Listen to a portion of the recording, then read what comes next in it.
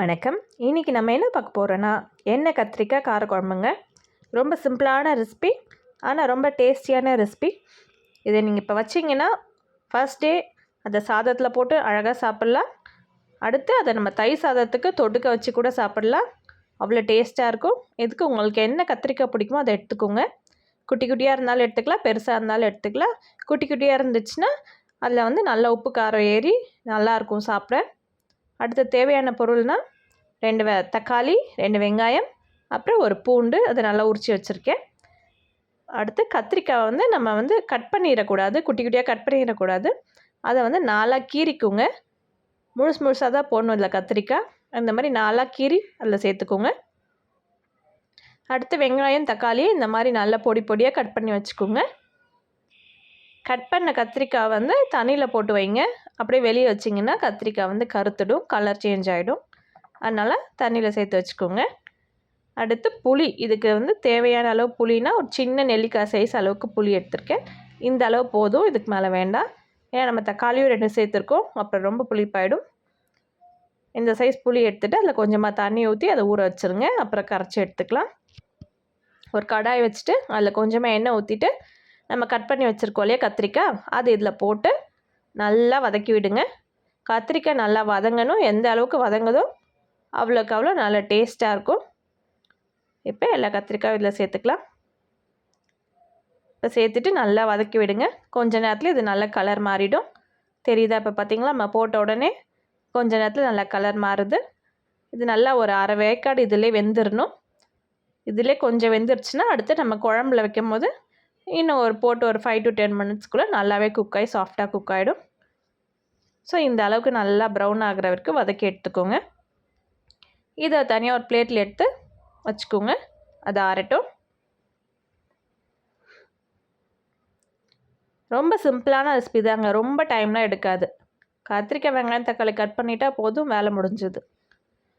அடுத்து அதே கடாயில் கொஞ்சமாக கடுகு சேர்த்துக்கோங்க.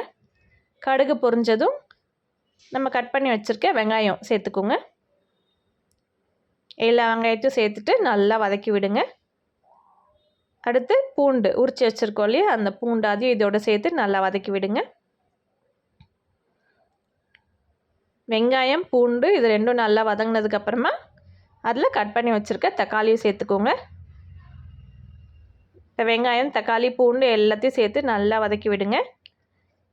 இதில் வந்து தேவையான அளவு உப்பு சேர்த்துக்கோங்க. உப்பு சேர்த்திங்கன்னா இன்னும் நல்லாவே வதங்கிடும் சீக்கிரமாகவே. உப்பு சேர்த்ததுக்கப்புறமா மிளகாய்த்தூள், குழம்பு மிளகாய்த்தூள் நான் இன்றைக்கி 2 ஸ்பூன் அளவுக்கு சேர்த்துருக்கேன்.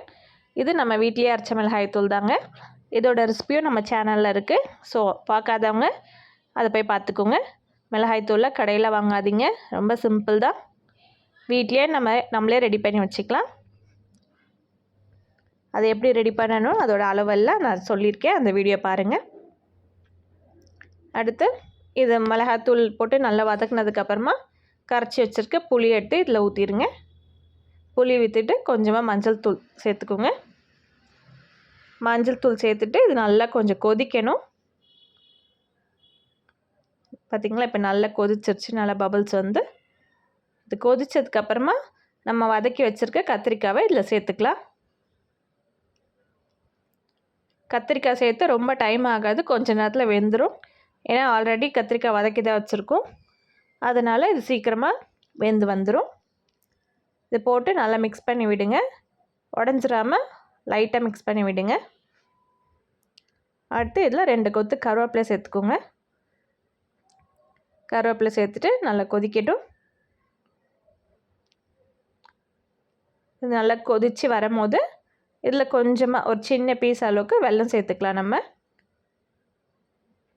உப்பு, காரம், புளி எல்லாம் சேர்த்துருக்கோம் இல்லையா, இதில் கொஞ்சமாக ஒரே சின்ன பீஸ் வெல்லம் சேர்த்திங்கன்னா எல்லாமே நல்லா கலந்து இன்னும் சாப்பிட அவ்வளோ டேஸ்ட்டாக இருக்கும்.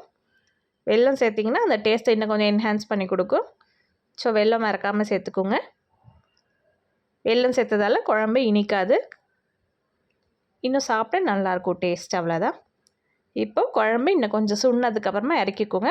இல்லை உங்களுக்கு இந்த ஸ்டேஜ்லேயே வேணும்னாலும் நீங்கள் இறக்கிக்கலாம். நல்லா வெந்துருச்சு. அவ்வளோதான், நம்ம வீடியோ முடிஞ்சிருச்சு. சப்ஸ்கிரைப் பண்ணிடுங்க.